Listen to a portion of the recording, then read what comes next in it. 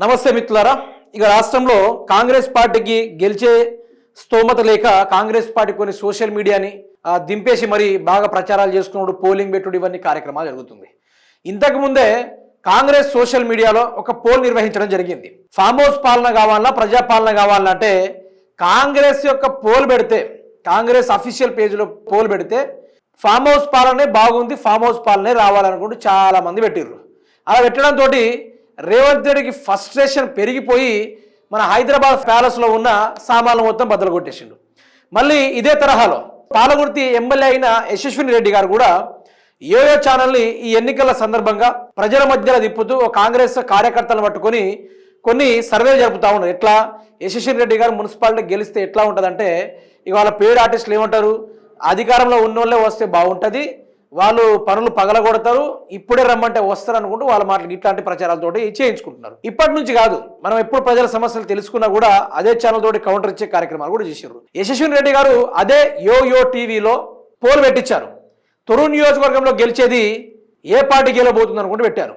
దాంతో యశస్విని రెడ్డి గారికి దిమ్మ తిరిగే ఆన్సర్ అయితే రావడం జరిగింది. అంతగానో వాళ్ళు గెలిచేలేక మంత్రిని పదే పిలుచుకుంటున్నారు. యశస్విని రెడ్డి గారు కానీ ఝాన్సీ రెడ్డి గారి గెలిచేటట్లు లేరు. వాళ్ళు గెలిచేట్లు లేనందుకు పొంగిలేటి శ్రీనివాస్ గారిని పదే రమ్మంటున్నారు. మొన్న పొంగిలేటి గారు తిట్టిండు, ఇక్కడ మందే లేరు, ఇక్కడ మనుషులే లేరు, ఇక్కడ మందే లేరు, నన్ను పిలుస్తాం అనుకుంటూ సీరియస్ అవ్వడం కూడా జరిగింది. ఒక్కసారి యశస్విని రెడ్డి గారు పెట్టించిన పోల్ పరంగా చూసుకుంటే మీరు చూడండి, తొర్రూరు మున్సిపల్ ఎన్నికల్లో ఏ పార్టీ ఎక్కువ స్థానాలు గెలుస్తుందని పోల్ నిర్వహిస్తే కాంగ్రెస్ పార్టీకి వచ్చింది 42% మాత్రమే. మిత్రులారా, ఎంత? 42% మాత్రమే. అదేవిధంగా బీఆర్ఎస్ పార్టీ పరంగా చూసుకుంటే 48, ఎంత? 48. బీజేపీ పార్టీకి మొత్తం 9%. ఇక ఎంతమంది ఓట్లు వేశారంటే రాష్ట్ర వ్యాప్తంగా ప్లస్ తొర్రూరు నియోజకవర్గం ప్లస్ అక్కడ చుట్టుపక్కల ఉన్న పాలకుర్తి ప్రజలు ఎర్రబెల్లి దయాకర్ రావు గురించి కానీ కేసీఆర్ గురించి కానీ తెలిసిన కొందరు అభిమానులు కానీ లేకుంటే కాంగ్రెస్ పార్టీలో మోసపోయిన కొందరు మేధావులు కానీ వాళ్ళందరూ కలిసి ఓట్లు గుద్దుతే ఎంత ఓటింగ్ పడ్డది? 1,47,000 ఓట్లు మాత్రం పడడం జరిగింది. ఇక్కడ లైక్ రేటింగ్ చూసుకుంటే 3,300 మాత్రం లైక్లు పడ్డాయి, 122 కామెంట్స్ కూడా. అయితే ఇక్కడ బీఆర్ఎస్ తరఫున ఎర్రబెల్లి దయాకర్ రావు గారు, ఎవరు? ఎర్రబెల్లి దయాకర్ రావు గారు పోటీ చేయడం. ఎర్రబెల్లి దయాకర్ రావు గారు అదే పాలకుర్తి నియోజకవర్గం తొర్రూరు మున్సిపాలిటీని కూడా కేసీఆర్ గారి యొక్క అభివృద్ధి బాటల వైపు అక్కడ మున్సిపాలిటీ ఏర్పడడం కూడా జరిగింది. ఇంత గొప్పగా వీళ్ళు సర్వేలు నిర్వహిస్తే రేవంత్ రెడ్డికి ఎందుకు పదే సారి డౌన్ ఫాల్ అవుతా ఉంది. ఈ విధంగా ఎందుకు పడిపోతుంది కాంగ్రెస్ అనేది ఆయన జీర్ణించుకోలేకపోతుండు. ఆ విధంగా సాగిపోతా ఉంది వీళ్ళ పరిస్థితి. అయితే ఇక్కడ ఏమైందంటే అధికారంలో ఉంది కాంగ్రెస్ పార్టీ, పాలకుర్తి నియోజకవర్గంలో అధికారంలో ఉంది కాంగ్రెస్ పార్టీ, ఎమ్మెల్యే యశస్విని రెడ్డి గారే. వీళ్ళ చేతిలో అధికారం ఉన్నా, డబ్బు ఉన్నా, పరపతి ఉన్నా, ఏది ఉన్నా కూడా అక్కడ వీళ్ళు అధికారం చేస్తున్నా, వీళ్ళు రూలింగ్ నడిపిస్తున్నా కూడా ఓన్లీ అక్కడ నడిచేది ఏకైక రూల్ మాత్రమే, ఓన్లీ ఎర్రబెల్లి దయాకర్ రావు గారి యొక్క బీఆర్ఎస్ హవా నడుస్తుంది తప్ప ఎక్కడ కూడా యశస్విని రెడ్డి గారి యొక్క హవా మాత్రం నడవడం లేదు. అక్కడ ప్రజలు ఎవ్వరు కూడా మాకు యశస్విని రెడ్డి కావాలని ఎవరికి అడగడం లేదు. ఓన్లీ మాకు ఎర్రబెల్లి దయాకర్ రావు గారే కావాలి, కేసీఆర్ గారే రావాలి, వాళ్ళు వస్తేనే మా యొక్క చీకటి బ్రతుకుల్లో వెలుగులు అందుతాయి, మా పొలాలు ఎండిపోతే వచ్చేది యశస్విని రెడ్డి గారు కాదు, ఆవిడ బ్యాగులు మోసుకుంటూ అమెరికా పోయేటోళ్ళు, మేము కష్టాలు ఉంటే మా దగ్గరకు వచ్చి మాకు ఆర్థికంగా పంట నష్టపోతే పంటకు పరిహార నష్టంగా డబ్బులు ఇచ్చి మరి మనోధైర్యాన్ని ఇచ్చిపోయేది ఎర్రబెల్లి దయాకర్ రావు గారు మాత్రమే. కాలువలో నీళ్లు రాకపోయినా కూడా ఎర్రబెల్లి దయాకర్ రావు వస్తారు. ఎవరైనా చనిపోతే కూడా కుటుంబాన్ని ఆర్థికంగా ఆదుకొని వారికి రావాల్సిన రైతు బీమా కానీ లేకుంటే మిగతా ఇన్సూరెన్స్ కానీ వచ్చేటట్టుగా చేసేది కూడా ఎర్రబెల్లి దయాకర్ రావు గారే. ఈ అధికారం ఉన్నా కోల్పోయినా కూడా అనునిత్యం ప్రజల్లో తిరిగేది కూడా ఎర్రబెల్లి దయాకర్ రావు గారే. వద్దన్న కూడా వస్తాడు ఆ మనిషి. ప్రజలంటే అంత మమక్యం ఏందో కానీ మాకు దొరికిన ఏకైక నాయకుడు ఇప్పుడే కాదు, ఎప్పుడు ఎన్నికలు పెట్టినా కూడా గాల్లో బీఆర్ఎస్ పార్టీ అక్కడ గెలిచే అవకాశం ఉందని అక్కడ ప్రజలు చాలా వరకు మనం గ్రౌండ్ రిపోర్ట్ చేయడం మొదలు పెడితే చుట్టుపక్కల ఉన్న చాలా మంది ప్రజలు చాలా మంచిగా మాట్లాడడం కూడా జరిగింది. యశస్విని రెడ్డి గారి గురించి అడిగితే ఆవిడ గారు తిరగడం తప్ప, అమెరికాకు వెళ్ళడం తప్ప, షో కోసం కొన్ని రోడ్ల మీద కొందరు కార్యకర్తలు పిలిపించుకొని ఫోటోలు దిగుడు తప్ప ఆవిడ గారు చేసింది ఏది కూడా లేదు. తొర్రూరుకి ఇంత అభివృద్ధి అయితే ఆ తొర్రూరు సైడ్ రోడ్కున్న మట్టిని కూడా తీపిచ్చలేదు, మురికి కాలువలు కూడా సాఫ్ చేయలేదు. అక్కడ వ్యవసాయ యార్డు ఉంది, ఎన్నో యార్డులు ఉన్నాయి, వాటిని అభివృద్ధి బాటల వైపు నడిపించలేదు.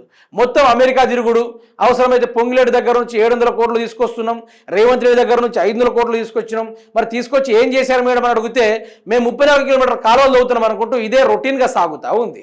ఈ లెక్కన చూసుకుంటే అక్కడ హోరాహోరీగా నడుస్తూ ఉంది. అక్కడే కాదు, తెలంగాణ రాష్ట్రం మొత్తంలో కాంగ్రెస్ పార్టీ మంత్రులు, ముఖ్యమంత్రి ఈరోజు మొత్తం దిగి ఓట్ల భిక్షాటన చేస్తూ ఉన్నారు, చాలా ప్రెస్టేజ్గా తీసుకున్నారు. ఇదే ఎన్నికల కోసం కొన్ని వేల కోట్ల రూపాయలు ఖర్చు పెట్టడానికి మొత్తం మున్సిపాలిటీల మీద వెచ్చించే కార్యక్రమం దిశగా వీళ్ళు వెళ్తూ ఉన్నారు. ఇన్ని చేసినా కూడా పాలగుర్తిలో ఎమ్మెల్యే శిశుర్ రెడ్డి గారు ముఖ్యమంత్రిని పిలిచిర్రు, ఆయన రానని చెప్పిండు. తర్వాత 3 సార్లు పొంగిలేటి గారు వచ్చి ప్రచారం చేస్తా అని చెప్పిండు. అక్కడ జనము కాంగ్రెస్ పార్టీని ఎవ్వరు కూడా దగ్గర రానిస్తలేరు. మొన్న బీఆర్ఎస్ పార్టీ హయాంలో ఎర్రబల్లి దయాకర్రావు, పల్లా సుందరరామరెడ్డి అనే వ్యక్తి హయాంలో పూర్తి స్థాయిలో బైక్ ర్యాలీ జరిగింది. అక్కడ కూడా పడ్డ దెబ్బ కాంగ్రెస్ పార్టీ ఇప్పటిదాకా గొలకడం లేదు. ఎంతమంది ఎమ్మెల్యేలు కానీ మంత్రులను కానీ పక్కన ఈరోజు మంత్రి సీతక్కను కానీ కొండా సురేఖను కానీ పిలిచి మరి ప్రచారాలు చేసుకుంటున్నా కూడా ఏ ఒక్కరు కూడా కాంగ్రెస్ పార్టీ రావాలని ఆ సభలో కూడా పోతలేరు. 1000 రూపాయలు ఇచ్చినా పోతలేరు, మటన్ చికెన్ పెట్టినా కూడా పోతలేరు. అంటే అభివృద్ధే కావాలి, అభివృద్ధి చేతుల్లో కావాలి, పోస్టర్లో కాదు. అమెరికా వెళ్ళేటోళ్ళు మాకొద్దు, ఇక్కడనే ఉండి చూసుకునేటోళ్ళే మాకు ముద్ద అనుకుంటూ అదే ఎర్రబల్లి దయాకర్రావు గారిని బీఆర్ఎస్ పార్టీని ఆదరిస్తూ ఉన్నారు. ప్రజలు బ్రహ్మాండంగా ఆదరిస్తూ ఉన్నాడు. బుద్ధి తక్కువ ఓటేసినాం సార్, మర్చిపోయి ఓటేసినాం సార్, మేము మాట మర్చి ఓటేసినాం సార్, దీన్ని మించి ఎక్కువ జరుగుతుందేమని ఓటేసాం సార్ అనుకుంటూ ఇప్పుడు ప్రజలు పశ్చాత్తాపం గురై ఓటేసి మేము గోసపడుతున్నాం, మీరే రావాలని చెప్పారు. నిన్న నైటు అదే కేటీఆర్ గారు వర్ధనపేట, అదే కేటీఆర్ గారు తొర్రూరు ఈ యొక్క మున్సిపాలిటీలో నిన్న ఆయన మీటింగ్ పెట్టడం కూడా జరిగింది. పెట్టి ఆయన మాట్లాడారు, ఇక్కడ పోలీసులే కానీ లేకుంటే ఇంకెవరైనా కానీ మేము వస్తున్నాం, ఇంకో 2 ఏళ్లలో మేము వస్తున్నాం, మేము వస్తే ఎట్లా ఉంటుందో చూపిస్తాం అనుకుంటూ కేటీఆర్ గారు తనదైన శైలిలో కౌంటర్ ఇవ్వడం కూడా జరిగింది. అయితే అక్కడ వచ్చిన జనం ఎంతమంది వచ్చింది తెలుసా? 5,000 నుంచి 10,000 మంది దాకా జనం. ఆ యొక్క సభలో కేటీఆర్ గారు సభ పెడితే 5,000 నుంచి 10,000 దాకా జనం. వ్యూస్ ఎంత పోయినా మిత్రులారా, ఒక్కొక్క ఛానల్లో థౌజండ్స్ ఆఫ్ వ్యూస్, లక్షల్లో వ్యూస్, అంత వ్యూస్ పోయినాయి. కాంగ్రెస్ పార్టీ పెడితే మనుషులు పోరు, వ్యూస్ రావు. అక్కడ దాకా ముఖ్యమంత్రి రేవంత్ రెడ్డి గారు ఏదైనా మీటింగ్లో మాట్లాడితే 2-3 చూస్తారా? అంత పెద్ద హోదాలో ఉన్న మనిషి ఈరోజు ఆయన బూతులకు, ఆయన అభివృద్ధికి ప్రజలు తిరస్కరించారు. ఓన్లీ పాలకుర్తిలో నడిచే ఏకైక రూల్ ఉందా అంటే అది ఎర్రబల్లి దయాకర్రావు బీఆర్ఎస్ పార్టీ వాళ్ళ యొక్క రూల్ మాత్రమే నడుస్తూ ఉంది. అధికారంలో ఉన్నా లేకున్నా అక్కడ మొత్తం చెలాయించేది బీఆర్ఎస్ పార్టీ అన్నట్టుగా అక్కడ ప్రజలు తేల్చేశారు. మున్సిపాలిటీ ఎన్నికల్లో 16 వార్డులకు గుద్ది చూపెడదాం అనుకుంటూ ఈరోజు చాలా మంది 16 కౌన్సిలర్లను గెలిపించుకుంటామంటూ ఈరోజు ఎందరో మంది రెడీగా ఉన్నారు.